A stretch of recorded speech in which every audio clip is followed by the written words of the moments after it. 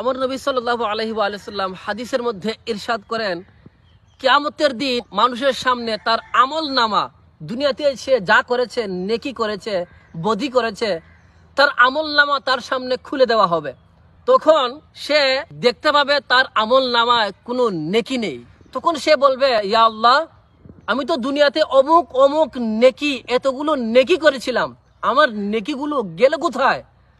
আল্লাহ পাক ইরশাদ করবেন, তুমি দুনিয়াতে অমুক অমুকের গীবত করেছিলে, পরনিন্দা করেছিলে, সে গীবতের বদলে, গীবতের পরিবর্তে তোমার নেকিগুলো তার আমল নামায় দিয়ে দেওয়া হয়েছে। একটা কথা বলে না, স্বাধীনতা অর্জন করার চেয়ে রক্ষা করা অনেক কঠিন। তো নেকি আমরা করতেছি আলহামদুলিল্লাহ, কিন্তু নেকিগুলো রক্ষা করা, নেকিগুলো হেফাজত করা অনেক কঠিন কাজ। গীবত করে আপনি আপনার নেকি অন্যের আমল নামায় দিয়ে দিবেন না, এটা অনেক